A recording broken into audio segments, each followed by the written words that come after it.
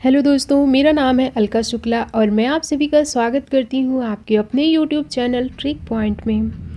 दोस्तों, आज की इस वीडियो में बायोलॉजी का नेक्स्ट टॉपिक हमारा न्यूट्रिशन के बारे में पढ़ेंगे। सभी एग्ज़ाम में यहाँ से क्वेश्चन पूछे जाते हैं, तो पहले हम थ्योरी कंप्लीट करेंगे और उसके बाद फिर आपको दिखाएंगे प्रीवियस ईयर क्वेश्चन, यहाँ से कैसे कैसे क्वेश्चन पूछे गए हैं वो आपको हम दिखाएंगे। तो आप लोग भी प्रीवियस ईयर क्वेश्चन ज़रूर अटेम्प्ट करें, जिससे आपको अपनी तैयारी पता चल सके। तो चलिए वीडियो की शुरुआत करते हैं। सबसे पहले जानते हैं कि पोषक तत्व है क्या, पोषक पदार्थ क्या है। तो व्हाट इज़ न्यूट्रिशन। जिस भोजन का हम सेवन करते हैं उसमें अनेक रासायनिक तत्व होते हैं। इन रासायनिक तत्वों को पोषक तत्व कहते हैं। पोषक तत्व भोजन में उपस्थित वह अदृश्य घटक हैं जिनकी आवश्यकता हमें शरीर को स्वस्थ बनाए रखने के लिए होती है। पोषक तत्व क्या है? तो जो हम खाते हैं, जैसे कि हमने सब्जी रोटी खाई या फिर हमने एक गिलास दूध पिया, तो हमारी बॉडी को तो नहीं पता है ना कि हमने क्या खाया है। बॉडी सब्जी खाई है, रोटी खाई है या दूध पिया है, बॉडी को नहीं पता है। बॉडी को उसमें मौजूद पोषक तत्वों से मतलब होता है, यानी हमने जो भोजन किया है उसमें कितना कार्बोहाइड्रेट है, कितना प्रोटीन है, कितनी उसमें वसा की मात्रा है, कितने विटामिन्स हैं। बॉडी को उन पोषक तत्वों से मतलब होता है। तो पोषक पदार्थ किस लिए ज़रूरी है? हमारे शरीर को स्वस्थ बनाए रखने के लिए पोषक पदार्थ ज़रूरी है। जैसे कि कार्बोहाइड्रेट तथा वसा हमें ऊर्जा प्रदान करते हैं, प्रोटीन तथा जल शरीर निर्माण करते हैं, विटामिन खनिज रोगों से रक्षा करते हैं। अब बात करें पोषक पदार्थ कितने प्रकार के होते हैं, तो 2 प्रकार के होते हैं, वृहद पोषक पदार्थ और सूक्ष्म पोषक पदार्थ। वृहद पोषक पदार्थ जिन्हें माइक्रोन्यूट्रिएंट्स कहते हैं और सूक्ष्म पोषक पदार्थ जिन्हें माइक्रोन्यूट्रिएंट्स कहते हैं। वृहद पोषक पदार्थ के अंतर्गत आता है कार्बोहाइड्रेट, फैट, प्रोटीन, और सूक्ष्म पोषक पदार्थ के अंतर्गत आएगा आयरन है, कैल्शियम, मैग्नीशियम और जिंक। ये सब आते हैं सूक्ष्म पोषक पदार्थ के अंतर्गत। तो वृहद पोषक पदार्थ के अंतर्गत जो कार्बोहाइड्रेट है, जैसे वसा है, फैट्स है, प्रोटीन है, क्या करते हैं? तो कार्बोहाइड्रेट तथा वसा हमें ऊर्जा प्रदान करेंगे, प्रोटीन और जल से शरीर निर्माण होगा, और विटामिन खनिज रोगों से हमें रक्षा प्रदान करते हैं। तो ये हो गए वृहद पोषक पदार्थ। तो हमने देखा कि पोषक पदार्थ कहते किसे हैं और कितने प्रकार के होते हैं। तो 2 प्रकार के हैं, मैक्रोन्यूट्रिएंट्स और माइक्रोन्यूट्रिएंट्स, जिसके अंतर्गत हमने देखा क्या क्या शामिल है। अब हम जानते हैं हमारे शरीर को किन पोषक पदार्थों की आवश्यकता होती है। तो हमारे शरीर को जिन पोषक पदार्थों की आवश्यकता होती है वो है कार्बोहाइड्रेट, वसा, प्रोटीन, विटामिन, मिनरल और वाटर। इन पोषक पदार्थों की हमारी बॉडी को आवश्यकता होती है, जिनमें कार्बोहाइड्रेट, हमारे भोजन का अधिकांश पोषक तत्व कार्बोहाइड्रेट होता है। हम जो भी भोजन करते हैं उसमें 60 से 65% मात्रा कार्बोहाइड्रेट्स की होती है। और अगर वसा की बात करें, फैट की, तो तले भुने पदार्थों से हमें वसा मिलती है। और प्रोटीन, दालों से, सोयाबीन से, मांस से हमें प्रोटीन प्राप्त होता है। और विटामिन हमें हमारे शरीर की रोगों से लड़ने में मदद करते हैं। और मिनरल्स की बात करें तो मिनरल्स में कैल्शियम है, जैसे आयरन है, ये सभी शामिल होते हैं मिनरल्स के अंतर्गत। और जल, वाटर हमारे शरीर में टोटल वेट का 65 से 70% वाटर से निर्मित होता है। अब हम इनको एक एक करके पढ़ते हैं। सबसे पहले लेते हैं कार्बोहाइड्रेट। इसके नाम से ही पता चल रहा है कार्बोहाइड्रेट, तो कार्बन, हाइड्रोजन और ऑक्सीजन। तो कार्बोहाइड्रेट में क्या होता है? तो कार्बो से हो गया कार्बन, हाई से हाइड्रोजन और ऑक्सीजन के अणु 1:2:1 के अनुपात से मिलकर के बनने वाले यौगिक को कार्बोहाइड्रेट कहा जाता है। एग्जाम में पूछा जाता है कार्बोहाइड्रेट में कार्बन, हाइड्रोजन और ऑक्सीजन का रेशियो क्या है? तो वो 1:2:1 के अनुपात में होते हैं। और यह एक तरह की शर्करा होती है जिसमें कि C यानी कार्बन, H से हाइड्रोजन और O से ऑक्सीजन के एलिमेंट होते हैं, जो कि 1:2:1 के अनुपात में होते हैं। इसका मुख्य कार्य क्या है? तो गिव अस एनर्जी, हमारे शरीर को ऊर्जा प्रदान करना इसका मुख्य कार्य है। और इनकी मात्रा आहार में सर्वाधिक होती है। तो मैंने बताया कि जब हम भोजन करते हैं इसका 60 से 65% ऊर्जा हमें कार्बोहाइड्रेट से मिलती है। 1 ग्राम कार्बोहाइड्रेट से हमें 4.2 kg कैलोरी ऊर्जा प्राप्त होती है, या कह सकते हैं कि 1 ग्राम कार्बोहाइड्रेट को जलाने पर हमें 4.2 से 4.3 kg कैलोरी ऊर्जा मिलती है। अब बात करें कि इसके स्रोत क्या हैं, कार्बोहाइड्रेट के स्रोत क्या हैं। सभी अनाज में, शहद, आलू, अमरूद, गन्ना आदि चीज़ों में कार्बोहाइड्रेट पाया जाता है। इन सभी से हमें कार्बोहाइड्रेट प्राप्त होता है। अब कार्बोहाइड्रेट के भी कुछ टाइप्स हैं, कुछ प्रकार हैं। कौन कौन से हैं? तो इसके 3 टाइप होते हैं, 3 प्रकार होते हैं, मोनोसैकेराइड, डाइसैकेराइड, पॉलीसैकेराइड। मोनो का अर्थ होता है 1 और डाई का अर्थ होता है 2 और पॉली का अर्थ होता है 2 से अधिक। तो अब हम पहला टाइप देखते हैं इनमें से, मोनोसैकेराइड। ये सबसे सरल शर्करा होती है, ये रंगहीन होती है और जल में घुलनशील होती है, यानी कि इसमें कोई कलर नहीं होता है, ये रंगहीन होती है। जिन कार्बोहाइड्रेट में शर्करा का एक अणु होता है उन्हें मोनोसैकेराइड कहते हैं। यह सबसे सरल कार्बोहाइड्रेट होता है। पाचन की क्रिया में इन्हें अंतिम रूप से प्राप्त किया जाता है। तो जिन कार्बोहाइड्रेट में शर्करा का एक अणु होता है उन्हें मोनोसैकेराइड कहते हैं और ये रंगहीन होते हैं, जल में घुलनशील होते हैं। पाचन क्रिया में इन्हें अंतिम रूप से प्राप्त किया जाता है। तो जो हम भोजन करते हैं वो जटिल रूप में होता है। हमने बात किया था ना डाइजेस्टिव सिस्टम वाले वीडियो में कि जो हम भोजन करते हैं जटिल रूप में होता है। पाचन प्रक्रिया में डाइजेस्टिव सिस्टम में इन जटिल अणुओं को तोड़कर सरल अणुओं में परिवर्तित कर दिया जाता है और इनका पाचन होता है। जैसे कि ग्लूकोज है, फ्रक्टोज है और गैलेक्टोज है, इनसे हमें एनर्जी मिलती है। ग्लूकोज क्या है? तो ग्लूकोज हमें तुरंत ऊर्जा प्रदान करता है और इसका रासायनिक फार्मूला है C6H12 और O6। इस फार्मूले से क्वेश्चन पूछा जाता है, तो ये ग्लूकोज का फार्मूला है, आप याद रखें, C6H12 और O6। और इसे ब्लड शुगर भी कहते हैं। ग्लूकोज को बॉडी का ईंधन भी कहा जाता है, ये याद रखें, क्योंकि ग्लूकोज हमें इंस्टेंट एनर्जी देता है, क्योंकि ये सब एक ही प्रकार के कार्बन अणु से बना होता है और ये हमें इंस्टेंट एनर्जी देता है। जब भी कोई बीमार होता है तो उसे ग्लूकोज पिलाया जाता है, या ज़्यादा सीरियस है तो उसे ग्लूकोज चढ़ाया भी जाता है। क्यों? क्योंकि वो ग्लूकोज हमें इंस्टेंट एनर्जी देता है और हमारी बॉडी को इंस्टेंट एनर्जी की उस समय ज़रूरत होती है। तो ग्लूकोज से ये चीज़ याद रखें आप कि इसे बॉडी का ईंधन भी कहते हैं और ये कार्बन के अणु से बना होता है, एक ही प्रकार के कार्बन के अणुओं से बनता है। फिर है फ्रक्टोज। फ्रक्टोज फलों का मीठापन इसी के कारण होता है और प्राकृतिक रूप से सबसे मीठी शर्करा है फ्रक्टोज। तो अगर आपसे पूछा जाए क्वेश्चन कि प्राकृतिक रूप से सबसे मीठी शर्करा कौन सी है, तो आप याद रखिए वो फ्रक्टोज है। शहद की शर्करा भी इसे कहा जाता है, फ्रक्टोज को शहद की शर्करा भी कहते हैं। तो क्वेश्चन पूछा जाता है फलों में कौन सी शर्करा पाई जाती है, तो फ्रक्टोज पाई जाती है। हमें फल मीठे लगते हैं, क्यों लगते हैं मीठे? क्योंकि उनमें जो शर्करा पाई जाती है उसे फ्रक्टोज कहते हैं और इसी फ्रक्टोज की वजह से हमें फ्रूट्स मीठे लगते हैं और इसे शहद शर्करा भी कहते हैं। इसके बाद है गैलेक्टोज। यह आमतौर पर प्रकृति में अन्य शर्कराओं के साथ मिलकर पाया जाता है। जैसे मिल्क प्रोडक्ट होती हैं, डेयरी उत्पाद हैं, दूध, दही, मक्खन, क्रीम, आइसक्रीम, ये सब लैक्टोज के रूप में गैलेक्टोज के सबसे अच्छे खाद्य स्रोत होते हैं। इसके बाद हमारा नेक्स्ट है डाइसैकेराइड। हमने कार्बोहाइड्रेट के 3 प्रकार देखे, मोनोसैकेराइड, डाइसैकेराइड और पॉलीसैकेराइड, जिनमें मोनोसैकेराइड के अंतर्गत हमने ग्लूकोज, फ्रक्टोज और गैलेक्टोज को पढ़ा। अब हम देखते हैं डाइसैकेराइड को। डाई का अर्थ ही होता है 2, यानी 2 मोनोसैकेराइड मिलने से, जुड़ने से एक डाइसैकेराइड का निर्माण होता है। मोनोसैकेराइड में हमने क्या पढ़ा था कि कार्बन के एक अणु से मिलकर बनता है, जिन्हें हमारा शरीर आसानी से डाइजेस्ट कर लेता है, पचा लेता है। लेकिन यहाँ पर 2 मोनोसैकेराइड से मिलकर डाइसैकेराइड का निर्माण हो रहा है और ये डाइसैकेराइड रंगहीन और जल में घुलनशील होते हैं। जैसे कि ग्लूकोज है, ग्लूकोज मोनोसैकेराइड है और फ्रक्टोज भी मोनोसैकेराइड है। हमने मोनोसैकेराइड में पढ़े थे ना, ग्लूकोज, फ्रक्टोज और लैक्टोज। तो ग्लूकोज मोनोसैकेराइड है और फ्रक्टोज भी मोनोसैकेराइड है और ये दोनों आपस में मिलते हैं, जुड़ते हैं तो निर्माण करते हैं सुक्रोज का। तो सुक्रोज क्या है? डाइसैकेराइड है। फिर है ग्लूकोज प्लस ग्लूकोज, इनसे निर्माण होता है माल्टोज का। ठीक है, इनसे निर्माण हो रहा है माल्टोज का।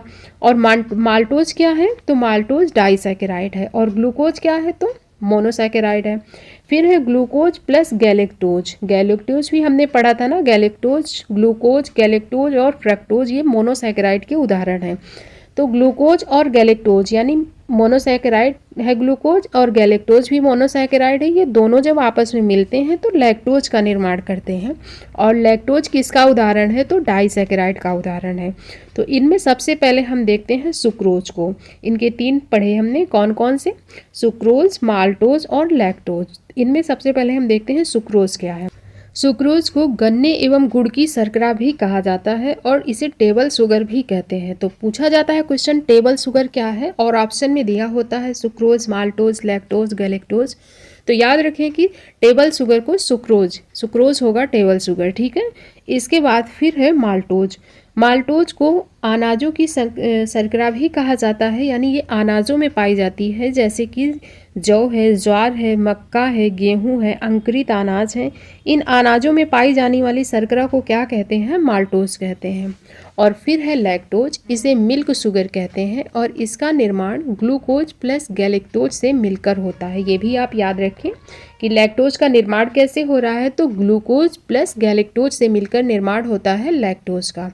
तो यहाँ ये सब एग्जाम में क्वेश्चन पूछे जाते हैं, इसलिए इनको ध्यान से समझते चलिए, ठीक है ना। यहाँ से डायरेक्ट क्वेश्चन पूछे जाते हैं। ये सारी लाइनें आपको एग्जाम में क्वेश्चन की फॉर्म में देखने को मिलेंगी, तो इन्हें आप ध्यान से समझते चलिए। और एक चीज़ याद रखिए, माँ के दूध में लैक्टोज शर्करा सर्वाधिक शुद्ध मात्रा में पाई जाती है। तो एक चीज़ तो ये याद रखें कि माँ के दूध में कौन सी शर्करा होती है? लैक्टोज होती है और सर्वाधिक शुद्ध मात्रा में पाई जाती है, ठीक है। अब हमारा नेक्स्ट टॉपिक है पॉलीसैकेराइड। हम पढ़ रहे हैं कार्बोहाइड्रेट, जिसके हमने 3 प्रकार देखे थे, मोनोसैकेराइड, डाइसैकेराइड और पॉलीसैकेराइड। मोनोसैकेराइड में हमने पढ़ा ग्लूकोज, फ्रक्टोज और गैलेक्टोज, और डाइसैकेराइड में हमने देखा सुक्रोज, माल्टोज और लैक्टोज को। इसके बाद हमारा तीसरा टाइप है पॉलीसैकेराइड। पॉलीसैकेराइड यह सबसे जटिल शर्करा होती है। इसके निर्माण में 2 या 2 से अधिक मोनोसैकेराइड्स भाग लेते हैं। तो पॉली का अर्थ ही होता है 2 से अधिक, तो 2 या 2 से अधिक मोनोसैकेराइड्स भाग लेते हैं पॉलीसैकेराइड के निर्माण में। तो पॉलीसैकेराइड भोजन स्टोर करने का कार्य करता है, जैसे कि स्टार्च है। स्टार्च पौधों में ऊर्जा संचित रखता है और कैप्सूल का जो बाहरी कवर होता है, जो हम कैप्सूल खाते हैं, उसका जो बाहरी कवर होता है वो स्टार्च का ही बना होता है। तो यहाँ से क्वेश्चन पूछा जाता है, तो ये याद रखें कैप्सूल किसका बना होता है? स्टार्च से बना होता है। फिर है सेल्यूलोज। सेल्यूलोज पौधों में पाए जाने वाला एक महत्वपूर्ण पॉलीसैकेराइड है। पौधों में कोशिका भित्ति जो होती है सेल्यूलोज से ही बनी होती है। पूछा जाता है पौधों में कोशिका भित्ति किसकी बनी होती है? तो सेल्यूलोज की बनी होती है। फिर है ग्लाइकोजन। ग्लाइकोजन जानवरों में प्रमुख भंडारण पॉलीसैकेराइड है। ग्लाइकोजन यकृत और मांसपेशियों में संग्रहित रहता है। इसके बाद है काइटिन। काइटिन एक नाइट्रोजन युक्त कार्बोहाइड्रेट है जो मुख्य रूप से कवक में पाया जाता है। कवक की कोशिका भित्ति काइटिन की ही बनी होती है। तो याद रखें कवक की कोशिका भित्ति काइटिन की बनी होती है और कीड़ों की जो बाहरी कवच होता है, कीड़ों का बाहरी स्किन होता है, वो काइटिन का बना होता है, इसे भी याद रखें। इसके बाद फिर अब हमारा है, हमने कार्बोहाइड्रेट कंप्लीट कर लिया, अब है हमारा वसा, फैट। अब हम फैट के बारे में, वसा के बारे में पढ़ते हैं। वसा शरीर को क्रियाशील बनाए रखने में सहयोग करती है। वसा शरीर के लिए उपयोगी है, किंतु इसकी अधिकता हानिकारक भी हो सकती है। तो फैट हमारे बॉडी के लिए उपयोगी तो है, लेकिन इनकी अधिक मात्रा हानिकारक भी हो सकती है। सामान्यतः हमारे शरीर में वसा लिपिड के रूप में मिलती है। ऊर्जा प्रदान करती है वसा और बॉडी में संचित रहती है। इनमें कार्बन, हाइड्रोजन और ऑक्सीजन विभिन्न मात्राओं में उपस्थित रहते हैं। वसा सामान्यतः 20 डिग्री सेल्सियस ताप पर ठोस अवस्था में होती है, परंतु यदि वे इस ताप पर द्रव अवस्था में हो तो फिर उनको ऑयल कहेंगे। और एक वयस्क व्यक्ति को 20 से 30% ऊर्जा वसा प्राप्त होनी चाहिए। तो 1 ग्राम वसा से 9.3 kg कैलोरी ऊर्जा उत्पन्न होती है। बट बॉडी को मिलती किससे है ऊर्जा? तो कार्बोहाइड्रेट से मिलती है। कार्बोहाइड्रेट में हमने क्या देखा था कि 1 ग्राम कार्बोहाइड्रेट जलाने में 4.2 से 4.3 kg कैलोरी ऊर्जा मिलती है बॉडी को। और कैलोरी उत्पन्न की बात पूछे तो 1 ग्राम वसा में 9.3 kg कैलोरी ऊर्जा उत्पन्न होती है। तो अगर क्वेश्चन में पूछा जाए तो उसकी लैंग्वेज पर आप लोग विशेष ध्यान दें कि वो बॉडी के लिए पूछ रहा है या उत्पन्न पूछ रहा है। अगर पूछ रहा है कि किस में उत्पन्न ज़्यादा होगी तो वसा में ज़्यादा उत्पन्न होगी। 1 ग्राम वसा में 9.3 kg कैलोरी ऊर्जा उत्पन्न हो रही है, लेकिन जब बॉडी को किससे ज़्यादा मिलती है की बात आएगी तो वहाँ कार्बोहाइड्रेट होगा। और अब बात करें अगर वसा के स्रोत क्या है, तो मक्खन, घी, दूध, पनीर, अंडे की जर्दी, मांस आदि ये सब वसा के स्रोत हैं। और वसा 3 प्रकार की होती है। वसा के 3 टाइप होते हैं। कौन कौन से? संतृप्त वसा, असंतृप्त वसा और ट्रांस फैट। संतृप्त वसा जिसे सैचुरेटेड फैट कहते हैं और असंतृप्त वसा जिन्हें अनसैचुरेटेड फैट कहते हैं। तो पहले हम देखते हैं संतृप्त वसा यानी सैचुरेटेड फैट। सैचुरेटेड फैट इसे बैड फैट भी कहते हैं। संतृप्त वसा रक्त में कोलेस्ट्रॉल के स्तर को बढ़ाती है और इस प्रकार की वसा का सेवन कम मात्रा में किया जाना चाहिए। ये हमारे शरीर के लिए लाभदायक नहीं होती है, क्योंकि इसे ज़्यादा मात्रा में लेंगे तो कोलेस्ट्रॉल की मात्रा बढ़ जाएगी और कोलेस्ट्रॉल रक्त में क्या करता है, रक्त वाहिनी जो होती हैं उनमें ब्लॉकेज उत्पन्न कर देता है, जिससे हार्ट अटैक आता है। तो इन्हें बैड फैट भी कहते हैं और इन्हें कम मात्रा में लेना चाहिए। ये हमारे शरीर के लिए लाभदायक नहीं है। जैसे कि एग्जाम्पल में मक्खन है, पनीर है, मांस है, घी है, डालडा है आदि चीज़ें हैं। ये संतृप्त वसा के उदाहरण है और संतृप्त वसा हमारे शरीर के लिए लाभदायक नहीं है। फिर है असंतृप्त वसा। असंतृप्त वसा अनसैचुरेटेड फैट, ये हमारे स्वास्थ्य के लिए अच्छा है। असंतृप्त वसा हमारे स्वास्थ्य के लिए अच्छी होती है। यह हमारे दिल को स्वस्थ बनाए रखता है और हमारे शरीर से हानिकारक कोलेस्ट्रॉल होता है, बैड कोलेस्ट्रॉल जो होता है उसे घटाने में भी सहायता करता है। इसे गुड फैट भी बोलते हैं। इसके एग्जाम्पल क्या हैं? तो वनस्पति तेल, मूंगफली का तेल, सूरजमुखी का तेल, ऑलिव ऑयल, बादाम तेल आदि ये सब असंतृप्त वसा के उदाहरण हैं। फिर है ट्रांस फैट, ट्रांस वसा। ट्रांस वसा को खाने से हमारे शरीर में बैड कोलेस्ट्रॉल की मात्रा बढ़ जाती है और गुड कोलेस्ट्रॉल की मात्रा कम हो जाती है, जिसके कारण हार्ट की बीमारी हो जाती है। जैसे कि फास्ट फूड, पिज्ज़ा, बर्गर, तो हम जो पैकेट फूड खाते हैं उसमें ट्रांस फैट होता है। कुरकुरे है, चिप्स है, इनमें भी ट्रांस फैट मिला होता है, तो शरीर के लिए लाभदायक नहीं है। हमने वसा के 3 टाइप पढ़े। कौन कौन से? सैचुरेटेड फैट, अनसैचुरेटेड फैट और ट्रांस फैट। ये 3 टाइप हैं वसा की, जिनमें से संतृप्त वसा जो होती है, सैचुरेटेड फैट, हमारे शरीर के लिए लाभदायक नहीं है। हमें कम मात्रा में इसका प्रयोग करना चाहिए। और अनसैचुरेटेड फैट यानी असंतृप्त वसा, इसे गुड फैट कहते हैं। ये हमारे शरीर के लिए लाभदायक होती है। और तीसरा है ट्रांस फैट, जो हमारे शरीर के लिए बिल्कुल भी लाभदायक नहीं है। इसका सेवन कम से कम मात्रा में किया जाना चाहिए। ठीक है, अब हम देखते हैं वसा के कार्य क्या है। वसा के कार्य। वसा आमतौर पर शरीर में ऊर्जा को संग्रहित करता है और त्वचा के नीचे यानी हमारी स्किन के नीचे जमा रखता है, स्टोर रखता है। वसा विशेष रूप से मानव शरीर की सुरक्षात्मक परत का कार्य करता है और सुरक्षा प्रदान करने का कार्य करता है। तो वसा हमारे शरीर में सुरक्षा का कार्य भी करती है। वसा शरीर के अंगों को बाहरी आघात से बचाती है। वसा शरीर के तापमान को भी बनाए रखती है। वसा स्वस्थ कोशिकाओं के कार्य को बढ़ावा भी देती है। और ऊँट के कुबड़ में वसा पाया जाता है, ये भी याद रखें। जो ऊँट का कुबड़ होता है, ये वाला भाग, इसमें वसा पाई जाती है और इसमें क्वेश्चन पूछा जा चुका है एग्जाम में। मैं आपको लास्ट में दिखाऊंगी, ठीक है, कि ऊँट के कुबड़ में क्या पाया जाता है। तो वसा पाई जाती है। इसके बाद अब आगे है प्रोटीन। वसा हमने पढ़ लिया, अब देखते हैं प्रोटीन के बारे में। प्रोटीन एक जटिल कार्बनिक पदार्थ है जिसका गठन कार्बन, हाइड्रोजन, ऑक्सीजन एवं नाइट्रोजन तत्व के अणुओं से मिलकर होता है। तो याद रखें, इसमें नाइट्रोजन भी है।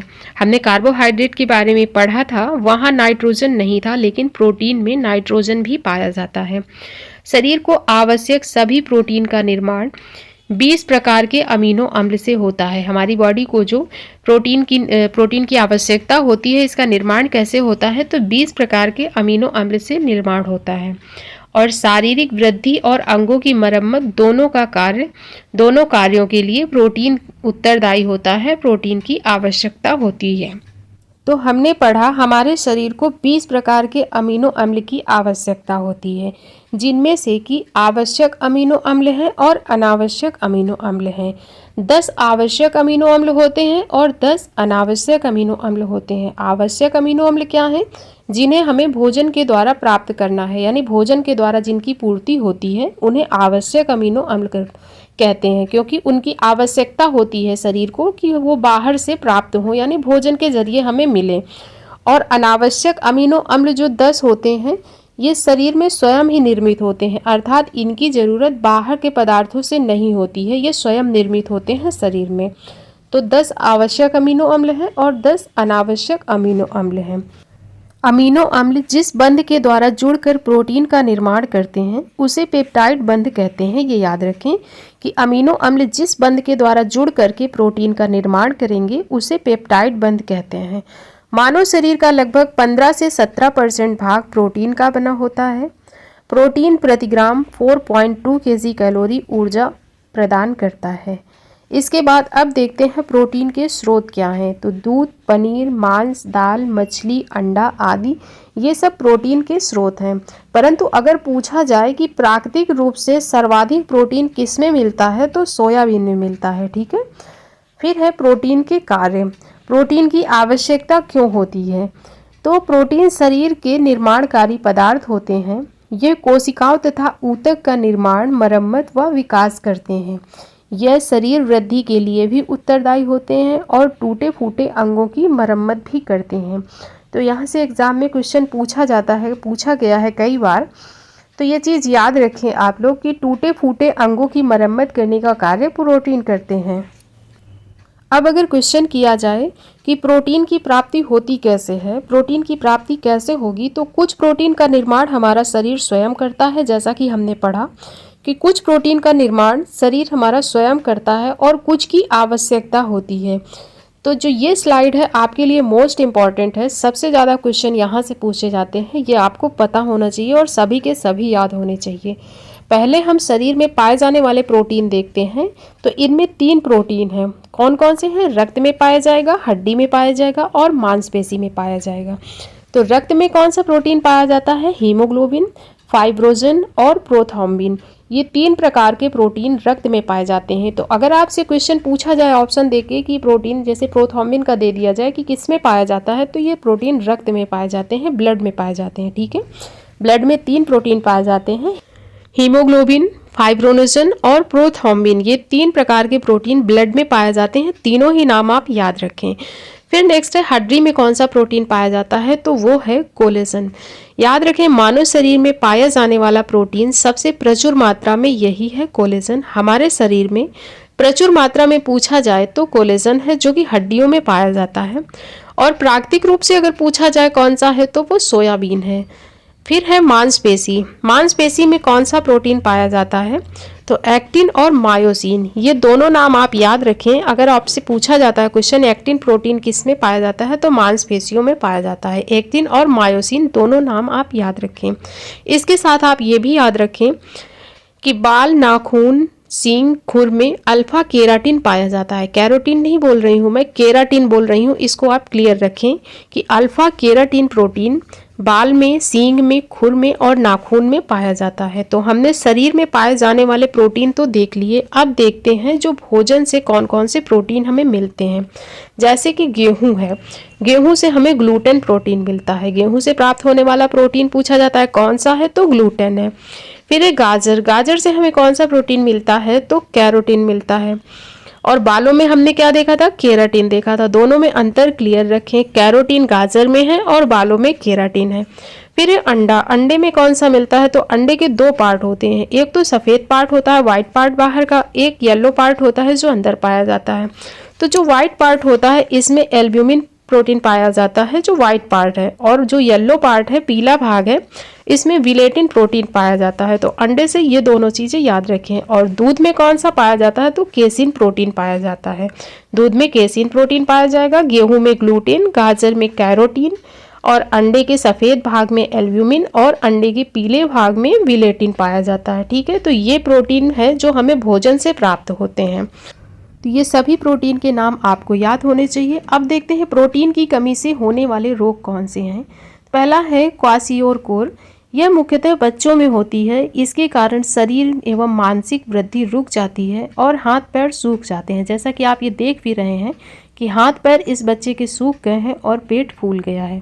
तो इसे कौन सी बीमारी कहते हैं? तो इसे कहते हैं क्वाशियोरकोर, जो कि प्रोटीन की कमी से होती है। फिर है मैरास्मस, यह भी प्रोटीन की कमी के कारण होता है और इसे सूखा रोग भी कहते हैं। इसमें शरीर सूख जाता है और वजन कम हो जाता है। जैसा कि ये बच्चा बिल्कुल कंकाल जैसा निकल आया है, शरीर इसका सूख गया है। तो इसे कौन सा रोग कहते हैं? मैरास्मस कहते हैं और ये प्रोटीन की कमी से होता है। इसे सूखा रोग भी कहा जाता है, ये भी याद रखें। इसके बाद अब देखते हैं मिनरल्स, खनिज लवण के बारे में। खनिज लवण अकार्बनिक पदार्थ हैं। मानव शरीर में लगभग 29 खनिज तत्वों की आवश्यकता होती है और इनकी आवश्यकता शरीर की विभिन्न अभिक्रियाओं के लिए होती है। तो हमें सभी को तो नहीं याद रखना है, कुछ इंपॉर्टेंट हम देख लेते हैं। खनिज लवण कौन कौन से हैं? जैसे कि है फास्फोरस, यह हड्डियों एवं दांतों को मजबूती प्रदान करता है। तंत्रिका तंत्र को सही से कार्य करने में सहायता प्रदान करता है। यह चावल, मूंगफली, सोयाबीन और पनीर आदि से प्राप्त किया जाता है। तो फास्फोरस के बारे में इतना याद रखिए आप। फिर है आयरन, यह रक्त में पाए जाने वाले हीमोग्लोबिन का प्रमुख घटक होता है। यह रक्त के निर्माण में सहायक होता है।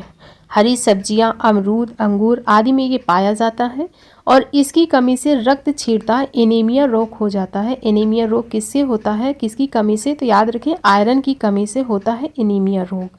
फिर है आयोडीन, थायराइड ग्रंथि को सही से कार्य करने में सहायक होता है आयोडीन, और आयोडीन की कमी से होने वाला रोग पूछा जाता है तो वो है घेंघा रोग। याद रखें, पूछा जाता है आयोडीन की कमी से कौन सा रोग हो जाता है? तो घेंघा रोग हो जाता है। और आयोडीन के जो स्रोत हैं इनमें समुद्री भोजन, दूध, अंडा, मांस आदि हैं, जिनमें जो समुद्री भोजन होता है ये आयोडीन का सबसे अच्छा स्रोत माना जाता है। फिर बात करते हैं जल के बारे में, वाटर के बारे में। तो शरीर के विकास के लिए जल अत्यधिक आवश्यक होता है, क्योंकि मानव शरीर के भार का लगभग 65 से 70% भाग जल से ही निर्मित होता है। शरीर में उपस्थित अपशिष्ट एवं विषैले पदार्थ जल में घुलकर शरीर के बाहर निकल जाते हैं। जल भोजन में उपस्थित पोषक पदार्थ के अवशोषण में सहायक होता है। जल हमारे शरीर के ताप को पसीना तथा वाष्पन द्वारा नियंत्रित करता है। तो याद रखें कि हमारे शरीर में जो अपशिष्ट और विषैले पदार्थ होते हैं ये जल में घुलकर शरीर से बाहर निकल जाते हैं यूरिन के माध्यम से। ठीक है, तो जल हमारे शरीर के लिए काफ़ी आवश्यक है और 65 से 70% भाग हमारा जल से निर्मित है, ये याद रखें। और इसी के साथ हमारा थ्योरी सेक्शन होता है कंप्लीट। अब हम चलते हैं प्रीवियस ईयर क्वेश्चन की तरफ। पहला क्वेश्चन है, निम्नलिखित में कौन सी शर्करा तत्काल ऊर्जा प्रदान करती है? तो इनमें से कौन सी शर्करा है जो तत्काल ऊर्जा प्रदान करती है? तो वो है ग्लूकोज। हमने बात की थी कि ग्लूकोज से हमें तत्काल इंस्टेंट एनर्जी मिलती है। तो राइट आंसर हो जाएगा ग्लूकोज। इसके बाद अगला क्वेश्चन है, शहद का प्रमुख घटक क्या है? तो इसका राइट आंसर हो जाएगा fructose. Option number C, fructose शहद का घटक है। फिर है, कैप्सूल का आवरण बना होता है, जो कैप्सूल का कवर होता है बाहरी, यह किससे बना होता है? तो इसका करेक्ट आंसर हो जाएगा ऑप्शन नंबर डी, स्टार्च से बना होता है। हमने बात की थी ना कि कैप्सूल का कवर स्टार्च से बना होता है। फिर अगला क्वेश्चन है, अल्फा केराटिन एक प्रोटीन है जो डैश पाया जाता है। अल्फा केराटिन प्रोटीन किस में पाया जाता है ये पूछा जा रहा है, रक्त में, बालों में, गाजर में या फिर उपास्थि में। इसका राइट आंसर हो जाएगा बाल में। तो राइट आंसर है ऑप्शन नंबर बी, बालों में। फिर नेक्स्ट क्वेश्चन है, प्रोटीन को निम्नलिखित में से क्या माना जाता है? तो इसका राइट आंसर हो जाएगा, प्रोटीन को निम्नलिखित में से क्या मानते हैं? तो शरीर का निर्माण करने वाला, प्रोटीन को शरीर का निर्माण करने वाला माना जाता है। तो करेक्ट आंसर हो जाएगा ऑप्शन नंबर ए। फिर अगला क्वेश्चन है, प्रोटीन बनाने के लिए कितने अमीनो अम्ल की आवश्यकता होती है? तो हमने पढ़ा था प्रोटीन बनाने के लिए 20 अमीनो अम्ल की आवश्यकता होती है, जिनमें से कि 10 हमारा शरीर स्वयं निर्मित कर लेता है और 10 की आवश्यकता हमें भोजन से पड़ती है। तो राइट आंसर हो जाएगा ऑप्शन नंबर ए, 20। अगला क्वेश्चन है, ऊंट बिना पानी पिए कुछ दिन तक मरुस्थल में रहता है, ऐसा वह कर पाता है डैश, ऐसा वह क्यों कर पाता है ये पूछा जा रहा है। तो इसका करेक्ट आंसर क्या होगा? वह अपनी पेशी में जमा किए पानी का प्रयोग करके, या फिर अपने कुबड़ में जमा किए चिकनाई का प्रयोग करके, या उपापचयी क्रिया के द्वारा। क्या होगा इसका करेक्ट आंसर? इसका करेक्ट आंसर है ऑप्शन नंबर बी, अपने कुबड़ में जमा किए गए चिकनाई का प्रयोग करके। राइट आंसर हो जाएगा ऑप्शन नंबर बी। भोजन में किससे प्रति ग्राम सर्वाधिक ऊर्जा प्राप्त होती है? तो हमें भोजन में किससे प्रति ग्राम सर्वाधिक ऊर्जा प्राप्त होती है? तो इसका राइट आंसर है ऑप्शन नंबर सी, वसा। इसका राइट आंसर हो जाएगा वसा। फिर निम्नलिखित में से किस में प्रोटीन का सबसे अधिक स्रोत पाया जाता है? तो इनमें से जो ऑप्शन दिए हैं इनमें से प्रोटीन का सबसे अधिक स्रोत कौन सा है? तो राइट आंसर हो जाएगा option number D, soybean. Soybean सबसे अधिक प्रोटीन का स्रोत माना जाता है प्राकृतिक रूप से। फिर नेक्स्ट है, एक गिलास पानी पीने से हमें कितनी कैलोरी ऊर्जा मिलेगी? तो बताइए 0, 15, 20 या 30, क्या होगा इसका राइट आंसर? इसका राइट आंसर हो जाएगा ऑप्शन नंबर ए, 0। एक गिलास पानी पीने से हमें 0 कैलोरी ऊर्जा प्राप्त होगी। फिर पालक के पत्तों में किसकी मात्रा सबसे अधिक पाई जाती है? तो पालक के पत्तों में सबसे अधिक मात्रा आयरन की पाई जाती है। इसका राइट आंसर हो जाएगा आयरन। फिर नेक्स्ट क्वेश्चन है और आज का लास्ट क्वेश्चन है हमारा, उपास्थि तथा हड्डियों के निर्माण में संपोषण में आवश्यक तत्व कौन सा होता है? यानी उपास्थि और हड्डियों के निर्माण में जो संपोषण तत्व है, आवश्यक तत्व है, वह कौन सा है, ये पूछा जा रहा है। तो इसका राइट आंसर हो जाएगा option number A, calcium. Calcium इसका राइट आंसर हो जाएगा। तो इसी के साथ आज का वीडियो कंप्लीट होता है। आपको वीडियो कैसा लगा है कमेंट करके ज़रूर बताएं। Thank you.